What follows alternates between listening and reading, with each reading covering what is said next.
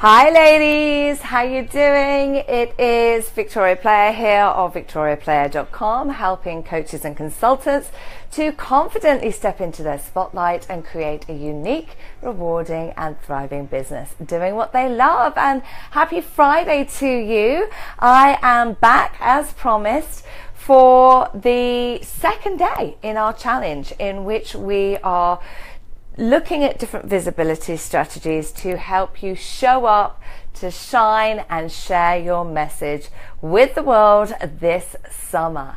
And so I shared a couple of tips with you the other day. We're going to continue where we left off. I'm just going to give you a few bite-sized chunks each and every time I go live. So we will just get stuck straight into it.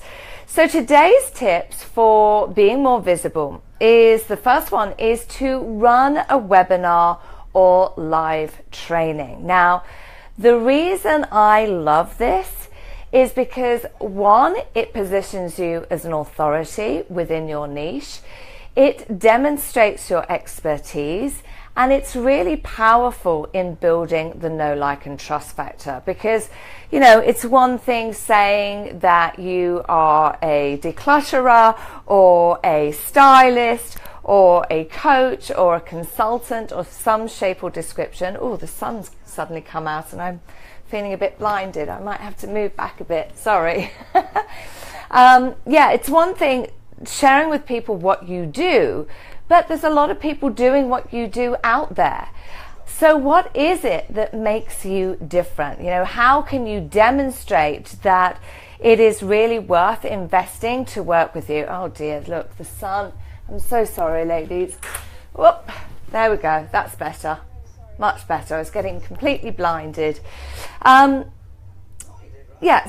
when you host a webinar or a live training, it gives people an opportunity for people to really understand more about who you work with, the type of work you do, the type of challenges you solve, how you're going to benefit the people that you work with, and you can give them a taster of what it would be like to work with you. The other thing I really love about webinars and live trainings is that you can use that as an opportunity to answer many of the common objections associated to your service. So if you think about any consultations you've had with people, any enrolling conversations you've had with people, think about what is the main objection that they come up with about why they can't work with you. And you can answer many of those questions in one of these live trainings. And I have found also sharing some of your story in there works really well as well. And so the combination of these things makes you, it does position you as an authority in your niche.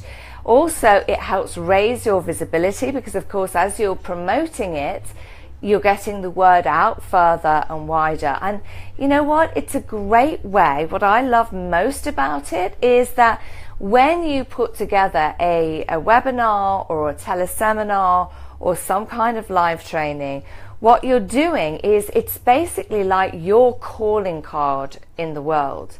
When you put that message out and you say you're hosting a webinar on a specific topic, those that register to be part of it, what they are doing is they are pre-qualifying themselves as a potential client. By the very nature of them enrolling to listen in, says to me, and should say to you too, that they're saying, yes, I potentially need help with this topic.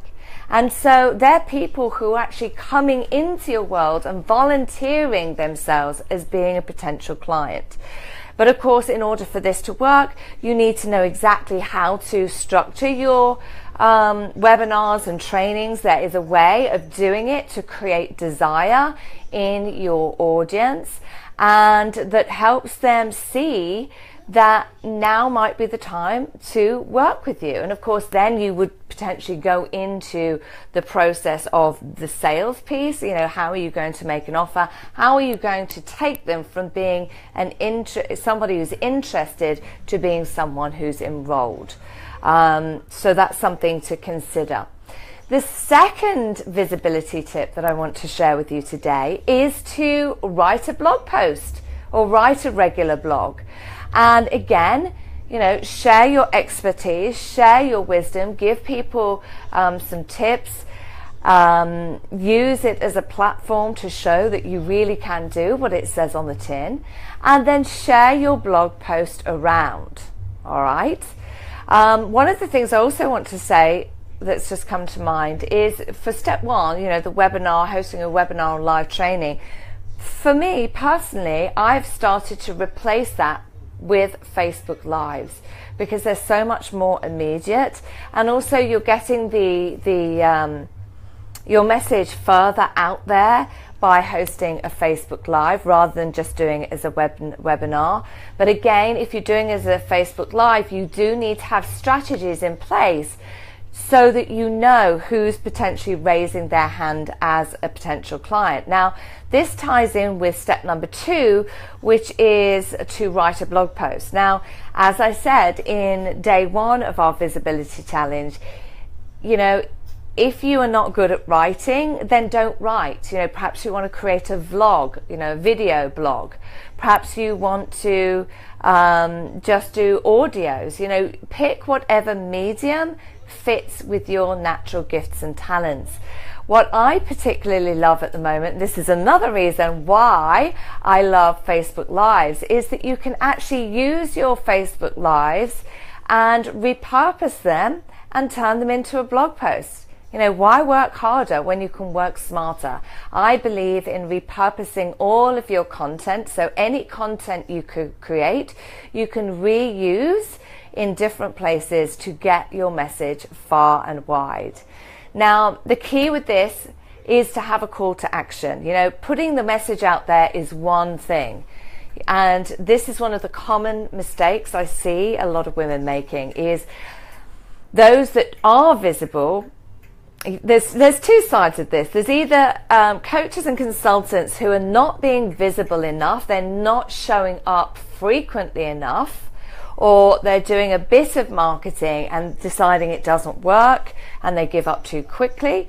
Or on the other side, they're being visible, but they don't have the structures in place to actually draw people further into their world. So, you know, it's all very well putting your message out and working. But you have to be a lot more deliberate in your approach when it comes to bringing people in.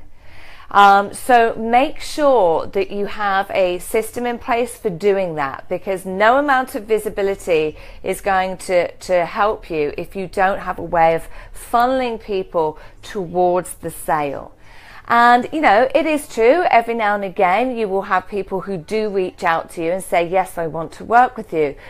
But I find there's a lot of lethargy around that. And, you know, often I will reach out to people and they will say, oh, do you know what? I've been thinking about reaching out to you. I know I need your help, but they never felt compelled to do it. It's only because I had the structures in place to make that happen that they became a client. So do keep that in mind. And the third step I want to share with you for today is to write and submit articles on other platforms. So yes, you can use your blog posts and share them round on different social media platforms, but you may, you know, do guest blog posting. You know, get creative about where you can share your message. And, you know, one of the things that I work with my clients on is around creating what I call your media list, which is basically having a list of venues, or whether it's speaking venues, writing venues, you know, different places basically that you can get your message out. And there are hundreds of them. And this is something you should be doing as part of your business success as well. Have a process to ensure that you've always got somewhere to get your message out into the world. There was one other thing I was going to mention and it's just gone out of my head. Never mind, I will share it in another post. But if you have any questions about this, then please do post them in the comments below. I realise it is Friday, so I'm sure most of you will be off doing other things today, but do listen into this and share your comments, and I'll be happy to answer any questions you have. Other than that, I look forward to seeing you on Monday for day number 3, in which I share more about showing up, shining and sharing your message this summer. So have a great weekend, everyone, no matter what you're doing, and I look forward to seeing you very soon. Zoe, I'm just about to sign off, but thanks for joining. Come in at the very last lap, but nice to see you anyway. All right, guys, take care. Have a great weekend. Bye for now.